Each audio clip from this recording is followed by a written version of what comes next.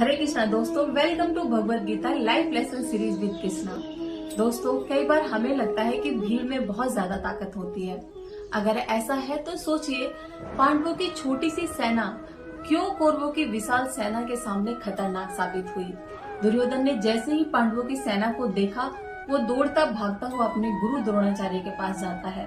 पांडवों के शंख नगाड़े बजते ही धृतराष्ट्र के पुत्रों का हृदय विदीर्ण हो गया। क्यों? इन सभी सवालों के जवाब भगवत गीता चैप्टर 1 श्लोक नंबर 4 से लेकर 20 तक।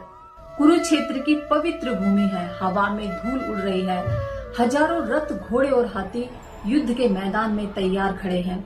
हर किसी की आंखों में जोश और आक्रोश है। इसी शोरगुल के बीच जब दुर्योधन ने पांडवों की सेना की व्यू रचना मैनेजमेंट देखा, तो वो दौड़ता हुआ अपने गुरु द्रोणाचार्य के पास जाता है और उनसे कहता है, ये देखिए आचार्य, पांडवों की सेना की व्यू रचना, इनका मैनेजमेंट किसी और ने नहीं बल्कि आपके अपने प्रिय शिष्य धृष्टद्युम्न ने किया है। वो धृष्टद्युम्न जो आज आपके खिलाफ युद्ध भूमि में खड़ा है। ये देखिए आचार्य, पांडवों की सेना की ओर इनमें से कई योद्धा ऐसे हैं जो हमारी जीत के सबसे बड़े बाधक हैं। ये भीम, अर्जुन, विराट, युद्ध चैकितान, काशीराज, पुरोजित, कुंती भोज, पराक्रमी, अभिमन्यु। दुर्योधन ने एक एक करके सभी महान योद्धाओं के नाम गिनाए। जरा सोचिए, गिनती कौन कर रहा है? वो जिसके पास भगवान श्री कृष्ण की विशाल अक्षौणी सेना थी, जो खुद चाहता था कि युद्ध हो, जिसने शांति का प्रस्ताव ठुकरा दिया। आज वो युद्ध के मैदान में खड़े होकर अपने विपक्षी दलों के योद्धाओं को गिन रहा है। मतलब साफ है, डर बाहर की भीड़ से नहीं बल्कि उसके अंदर के पाप से है, उसके अहंकार से है। वो अहंकार जिसके कारण आज युद्ध भूमि अपनों के ही खून से सजने जा रही है। फिर दुर्योधन अपने गुरु से कहता है कि आचार्य, हम भी किसी से कम नहीं है, हमारे पास भी देश भर के, विश्व भर के बड़े बड़े योद्धा, बड़े बड़े राजा, जो मेरे लिए पलक झपकते ही अपना जीवन त्याग करने के लिए तैयार खड़े हैं। गुरुदेव, हम सब भीष्म पितामह के द्वारा भली भांति सुरक्षित है। मतलब दुर्योधन को पूर्ण विश्वास था कि कुरुओं की विजय भीष्म पितामह की उपस्थिति पर निर्भर है। मतलब उसको खुद के ऊपर भरोसा नहीं है। और असली खेल जब शुरू होता है, जब भीष्म पितामह अपना शंख बजाते हैं, उसके बाद शंख नगाड़े बिगुल सब एक साथ बज उठते हैं। दूसरी ओर श्वेत घोड़े द्वारा खींचे जाने वाले विशाल रथ पर बैठे भगवान श्री कृष्ण और अर्जुन ने अपने अपने शंख बजाए।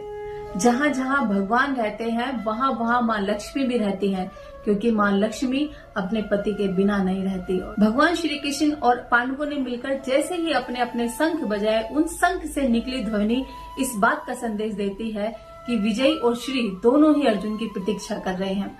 और जिस रथ पर अर्जुन सवार था, वो रथ उन्हें अग्निदेव ने दिया था।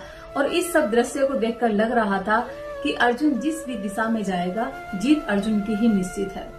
जब भगवान श्री कृष्ण ने अपना पांचजन्य शंख बजाया, अर्जुन ने देवदंत शंख बजाया, बाकी सभी योद्धाओं ने और पांडवों ने मिलकर अपने अपने शंख बजाए, तब उन शंख से निकली हुई ध्वनि इतनी कोलाहलपूर्ण बन गई, जो आकाश और पृथ्वी को चीरती हुई सीधा धृतराष्ट्र के पुत्रों के हृदय को विदीर्ण करने लगी। इन शंखों से जो निकली आवाज थी, वो कोई मामूली आवाज नहीं थी। वो आवाज थी सत्य की, न्याय की और धर्म की, जो धृतराष्ट्र के पुत्रों के हृदय को चुभने लगी।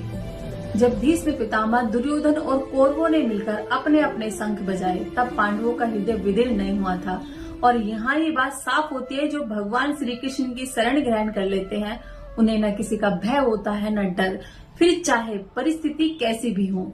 इन श्लोकों से सबसे बड़ी सीख हमें ये मिलती है कि ताकत भीड़ में नहीं बल्कि सच्चाई और अच्छाई में होती है। दुर्योधन के पास सेना ज्यादा थी, भीड़ थी, लेकिन डर भी था। पांडवों के पास सेना कम थी, लेकिन उनके पास सत्य था, धर्म था। और जहाँ धर्म होता है, वहाँ श्री कृष्ण होते हैं। तो सोचो, आपकी जिंदगी में जब मुश्किलें आए, तब आप किस ओर खड़े होंगे? भीड़ के साथ में या सच्चाई के साथ में? याद रखो, एक आवाज, एक संकल्प और एक सही चुनाव पूरी दुनिया का खेल बदल सकता है। मिलते हैं नेक्स्ट वीडियो के साथ में, तब तक के लिए गोविंद बोलो हरि।